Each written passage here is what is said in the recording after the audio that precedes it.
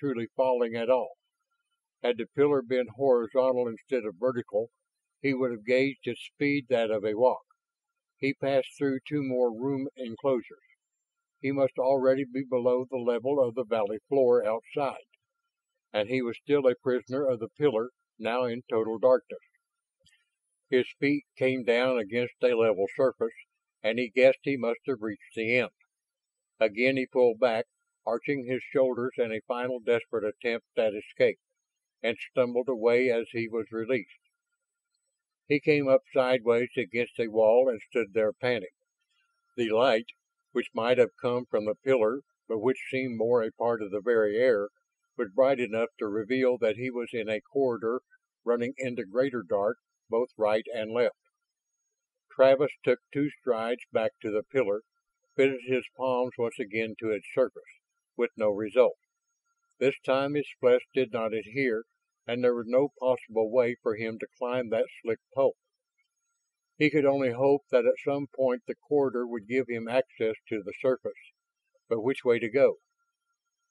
At last he chose the right-hand path and started along it, pausing every few steps to listen. But there was no sound except the soft pad of his own feet. The air was fresh enough, and he thought he could detect a faint current coming toward him from some point ahead, perhaps an exit. Instead he came into a room, and a small gasp of astonishment was wrung out of him. The walls were blank, covered with some ripples of blue, purple, green light which colored the pillar. Just before him was a table, and behind it a bench, both carved from the native yellow-red mountain rock, and there was no exit except the doorway in which he now stood. Travis walked to the bench, immovable. It was placed so that whoever sat there must face the opposite wall of the chamber with the table before him. And on the table was an object Travis recognized immediately from his voyage in the alien star ship. One of the reader viewers through which the involuntary explorers had learned what little they knew of the older galactic civilization. A reader, and beside it a box of tapes. Travis touched the edge of that box gingerly, half expecting it to crumble into nothingness. This was a place long deserted. Stone table, bench, the towers could survive through centuries of abandonment. But these other objects? The substance of the reader was firm under the film of dust. There was less dust here than had been in the upper tower chamber. Hardly knowing why, Travis threw one leg over the bench and sat down behind the table, the reader before him, the box of tapes just beyond his hand. He surveyed the walls and then looked away hurriedly. The rippling colors caught at his eyes. He had a feeling that if he watched that ebb and flow too long, he would be captured in some subtle web of enchantment, just as the Red's machine had caught and held the Tatters. He turned his attention to the reader. It was, he believed, much like the one they had used on the ship. The room, table, bench had all been designed with a set purpose. And that purpose, Travis's fingers rested on the box of tapes he could not yet bring himself to open. That purpose was to use the reader. He would swear to that. Tapes so left must have had a great importance for those who left them. It was as if the whole valley was a trap to channel a stranger into this underground chamber. Travis snapped open the box, fed the first disc into the reader, and applied his eyes to the vision tube at its apex. The rippling walls looked just the same when he looked up once more, but the cramp in his muscles told Travis that time had passed, perhaps hours instead of minutes, since he had taken out the first disc. He cupped his hands over his eyes and tried to think clearly. There had been sheets of meaningless symbol writing, but also there had been many clear, three-dimensional pictures, accompanied by a sing-song commentary in an alien tongue, seemingly voiced out of thin air. He had been stuffed with ragged bits and patches of information to be connected only by guesses, and some wild guesses too. But this much he did know.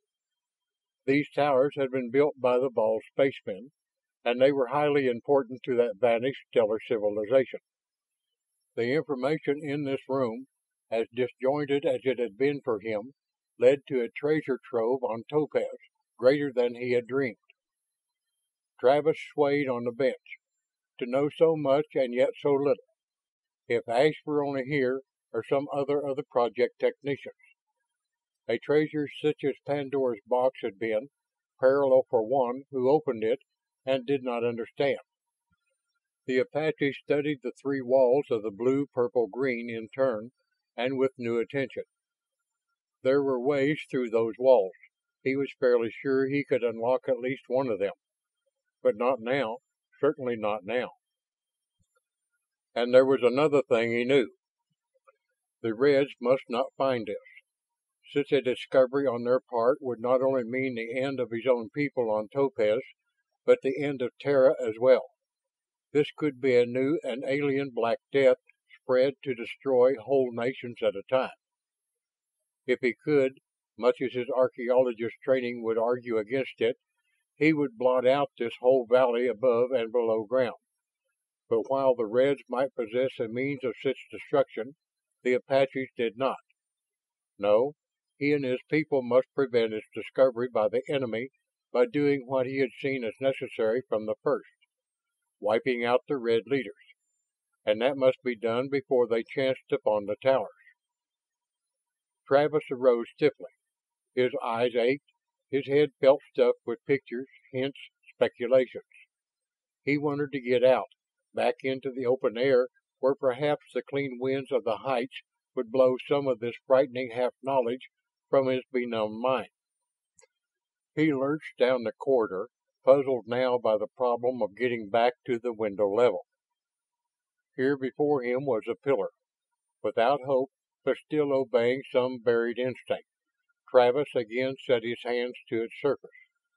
There was a tug at his cramped arms. Once more his body was sucked to the pillar. This time he was rising. He held his breath past the first level and then relaxed.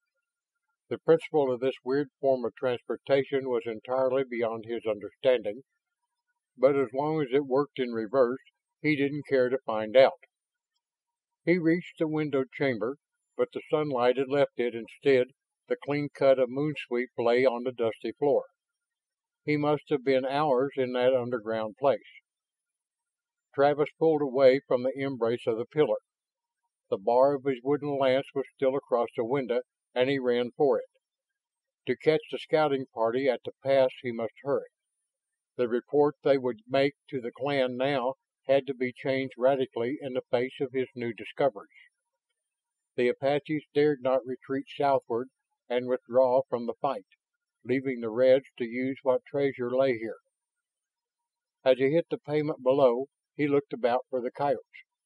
Then he tried to mind call, but as mysterious as they had met him in the valley, so now were they gone again. And Travis had no time to hunt for them. With a sigh, he began his race to the pass.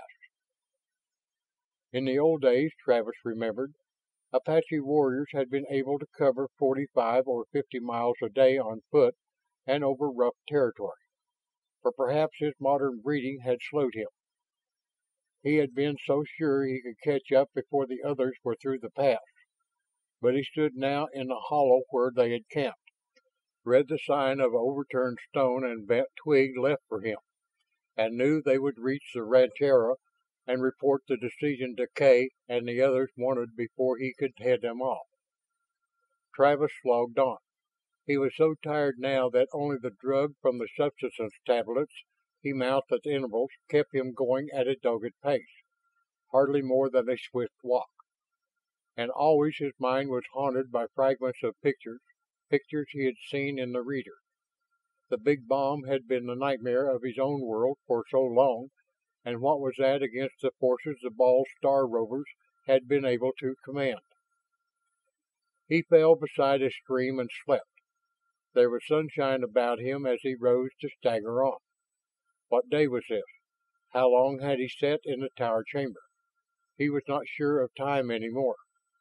He only knew that he must reach the rancheria, tell his story, somehow win over Deklay, and the other reactionaries to prove the